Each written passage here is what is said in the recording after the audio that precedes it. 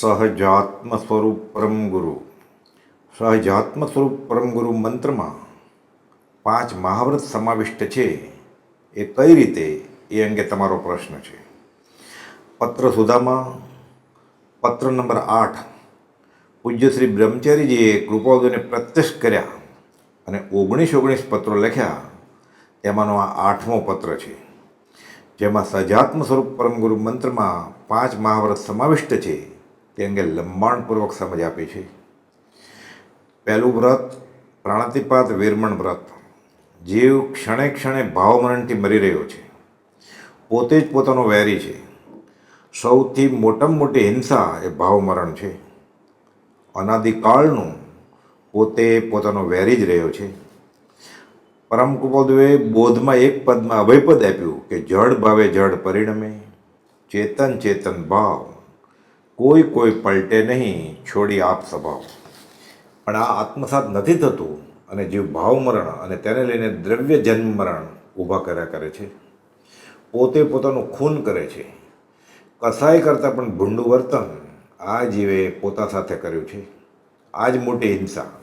આ ભાવ દ્રઢ થાય કે હું શાશ્વત પદાર્થ છું અને મરણ પ્રસંગે સહજાત્મ સ્વરૂપ પરમ ગુરુ મંત્રમાં ચિત્ત એકતાન થાય તો મરણ પ્રસંગ પણ શોક પમાડે નહીં. આ જ ખરી અહિંસા, આ જ અંતરદયા. આ થયું કે ભાવમરણનું આત્મઘાતનું ટળવું થયું. પોતાને સહજ સ્વરૂપ એવા ગુરુમાં એકતાનપણું છે અને નિશ્ચય તો સ્વયં પણ એ જ રૂપ છે. તો પછી મરણ કોનું? મોહ છે તો મરણ છે, દેહ છે તેને મરણ છે. આત્મા તો શાશ્વત વસ્તુ છે. આ જ અભયપદ. સંસારના અનંત દુઃખોમાં આ જ મુખ્ય દુઃખ છે. આથી ઓછા એવા બીજા દુઃખો તો નજીવા સ્વપ્નવત જણાય. વિભાવથી છૂટ્યો એટલે સંભવમાં આવ્યો, સ્વભાવમાં આવ્યો અને ક્ષણ ક્ષણ ભયંકર ભાવમરણથી બચ્યો એટલે હવે ખરો અહિંસક બન્યો. હવે જીવ હિંસાથી વિરમ્યો, મોહની ચિકાસ ગઈ. હવે ઉદય પ્રયોગે કાળ નિર્ગમન કરતા કર્મ ચોટે નહીં, હિંસા થાય નહીં. તીર્થંકર કે કેવળીને પણ, પૂર્ણ જ્ઞાનીને પણ પ્રથમ સમયે એરિયાપત લાગે, બીજે સમયે ઉદયમાં અને ત્રીજે સમયે ખરી જાય. એ રીતે એરિયાપત આશ્રમમાં ટકી શકે એવો કર્મબંધ થતો નથી. બીજું સત્ય મહાવ્રત મૃષાવાદ વિરવણ વ્રત. જે સ્વમાં સ્થિર થાય છે તે સત્યપરાયણ. પરમ કૃપાળુદેવે જૂઠા ભયને આ જ દશાસૂચક નામ આપેલ. આ અંગે જેને ખરી અભિલાષા છે તે સત્ય અભિલાષી. જેની વૃત્તિ આ મંત્રમાં તલ્લીન થાય છે તે સત્યમૂર્તિ કહેવા યોગ્ય છે. કેમ કે સહજાત્મ સ્વરૂપ પરમગુરુ મંત્ર એ સત અને અસતનો ભેદ સમજાવનાર મંત્ર છે. સતમાં સત્ય સ્વરૂપમાં સ્થિતિ કરાવનાર મહામંત્ર છે.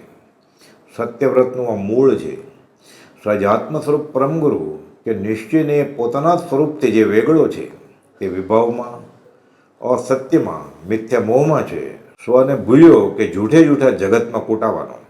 બ્રહ્મ જ સત્ય, જગત તો મિથ્યા જ હતું, મિથ્યા છે અને મિથ્યા હશે. તેમાં લેપાયો કે તે મહાજૂઠમાં જ લેપાયો. હવે તેનું બધું કરવું કરાવવું સર્વ જૂઠ જ હોય. ત્રીજું અચૌર્ય વ્રત કે અસ્તેય વ્રત. આત્મા સિવાય આ 14 રાજલોકની એક પણ વસ્તુ પોતાની નથી જ. કિંચિત માત્ર ગ્રહવું એ જ સુખનો નાશ. કેમ કે ગુનો કર્યો, પકડ્યું કે મર્યો. ચોરીની સજા વહેલે મોડે હવે મળવાની. અપરાધી ગુરુ દેવ કો 3 ભુવન કો ચોર, ઠગુ વીરાણા માલ में આહા કર્મ કઠોર. મેરો એક આતમ તામ મમ જુકીનો और सबे मम भिन्न, જાની સમતા રસ ભીનો. સહજાત્મ સ્વરૂપ પરમગુરુ એ 3 લોકના નાથ છે. કેમ કે ત્રિલોકના નાથ એમને વશ છે. મૂળ શુદ્ધ પદ હાંસલ થયું એટલે 3 લોકના નાથ ત્રિભુવનપતિ એ સહજાત્મ સ્વરૂપ પરમગુરુના તાબામાં છે. મટીકીમાં માધવને નાખી હવે વેચવા અને વહેંચવા ગોપી નીકળી આ દશા. હવે આવા સત્પુરુષની આજ્ઞા સિવાય કંઈ પણ ગ્રહવું તે ચોરી જ. માત્ર ભાવથી પર વસ્તુ ઈચ્છી તે પણ ચોરી જ.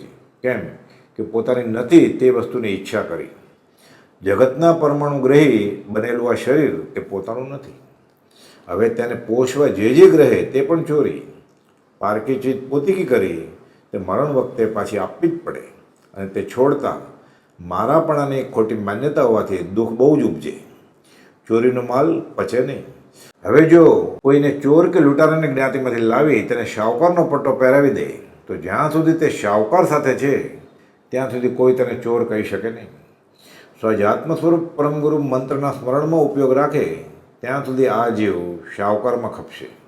એને કોઈ ચોર લૂંટારો એમ કહેશે નહીં.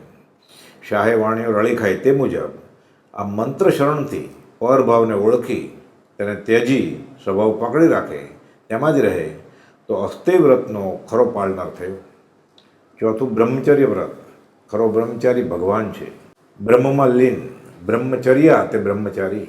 સ્વજાત્મ સ્વરૂપ પરમગુરુ મંત્રમાં લીન તે જ આત્મ સ્વરૂપમાં લીનતા. કેમ કે વચનામૃતમાં 718માં પાના ઉપર કૃપાલદેવે સમજ આપી છે કે આત્માને સદગુરુ એક જ સમજવા. દેહ નહીં અથવા દેહને લગતા બીજા ભાવ નહીં, પણ સદગુરુનો આત્મા એ સદગુરુ છે.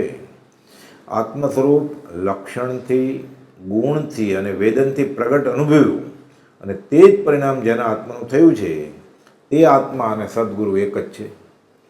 બ્રહ્મ તે ત્રિલોક્ય પ્રકાશક એવું આત્મ સ્વરૂપ અને નિશ્ચય નહીં શુદ્ધ સહજ આત્મ સ્વરૂપ. તેમાં જ રમણતા, તેમાં જ વર્તના અને તેમાં જ ચર્યા તે જ બ્રહ્મચર્ય. અને જેને તે ઉપયોગ સતત વર્તે તે જ ખરો બ્રહ્મચારી. પરમ કૃપાલદેવે વચનામૃત 394, 95, 96માં સુભગભાઈને લખ્યું કે તે આત્મ સ્વરૂપ પુરુષની દશા એટલે સહજ આત્મ સ્વરૂપ પરમગુરુ એવા કૃપાલદેવની દશા ફરી ફરી તેના વાક્ય આદિના અનુસંધાને વિચારવાના યોગ્ય છે અને તેનું હૃદય દર્શનથી પણ મોટું ફળ છે. પૂજ્ય પ્રભુશ્રીજી કહેતા કે એમ મંત્ર આપીએ છીએ એટલે આત્મા જ આપીએ છીએ. આ મંત્રમાં જે સ્થિત છે તેણે વિભાવરૂપ પરનારી ત્યાગી તે જ પુરુષ આત્મામાં રમણતા કરી શકે. તે જ મૈથુન ત્યાગ કે બ્રહ્મચર્ય પાળી શકે, નિભાવી શકે.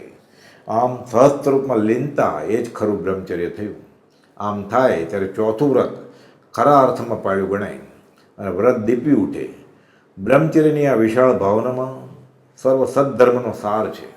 અધ્યાત્મની આ ચરમ સીમા છે. પાંચમું અપરિગ્રહ કે પરિગ્રહ પરિમાણ વ્રત. કિંચિત માત્ર ગ્રહવું એ શોખનો નાશ. પર વસ્તુની ઈચ્છા કરી પરિગ્રહ સેવ્યો પાપ બંધાયું. પરિગ્રહ પાપનો પિતા છે. બધા જ વ્રતને દૂષિત કરનાર છે. આ મંત્ર સ્મરણ કરનારનું ચિત્ત સજાત્મ સ્વરૂપ પરમગુરુમાં લીન થયું કે તેને કૃત્ય પરિતૃપ્ત એવા ગુરુનું ઓળખાણ થાય. વૃત્તિ બાહ્ય પદાર્થમાં ઝૂરતી બંધ થઈ આંતરિક સુખમાં નિમગ્ન થાય. હવે એને સઘળું પરવશ તે દુઃખરૂપ લાગે અને સ્વવશ એવા સહજ આત્મ સ્વરૂપ પરમગુરુ વ્યવહારે અને નિશ્ચયે મૂળ શુદ્ધ પદ પોતાનું જ સ્વયં જ તે સુખરૂપ જણાય. પછી પ્રતીતિ વર્તે કે મારે પર વસ્તુમાં હવે મૂંઝાવું નથી. અનંતકાળથી પશ્ચાત દુઃખવાળા સુખ પકડેલા તે મને હવે સ્વપ્ને પણ ન હોજો એવા ભાવ જાગે. હવે તો એવું આત્માનું સુખ મળ્યું તેની બહાર નીકળવું પાલવે એમ નથી. આ પ્રમાણે આ મંત્રની પ્રતીતિ અને તેમાં જ રમણતા તે જ સ્વરૂપ રમણતાનું ઉત્તમ નિમિત્ત છે અને એ જ ખરી અસંગતા, ખરી નગ્નતા છે. આ દિગંબરપણું ખરું આ. તે જ શુદ્ધ નિર્મળતા. હવે બાહ્ય સ્નાનની જરૂર નથી. તે જ અસ્નાન. આત્મરમણતાથી તૃપ્તિ થઈ, પરિતૃપ્ત થયો. તે જ ખરું અંશન. કેમ કે પૂતગલથી તો તૃપ્તિ થઈ જ નહોતી, થાય પણ નહીં એમ સમજાઈ ગયું. હવે અનુભવાયું. સ્વરૂપમાં સમાય જેવા રૂપ આ જ એકાંતવાસ કે વનવાસ. અંદરથી બધું જ છૂટ્યું. બહારથી કદાચ પૂર્વકર્મ વશાત ભોગાવલી કે નિકાચિત કર્મનો ઉદય વેચતા થકા પણ સ્વદેહે દેહાતીત દશાના ધારક છે. દેહ છતાં નિર્વાણ છે. આ જ દીક્ષા, આ જ ભિક્ષા અને આ જ અસંગપણું તે સમ્યક એકાંત.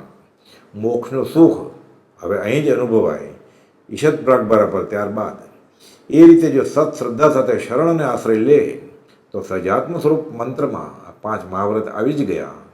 આ ઉપલબ્ધ માન્યતાનું નહીં પણ દશાનું ફળ થયું. સહજાત્મ સ્વરૂપ પરમ ગુરુ.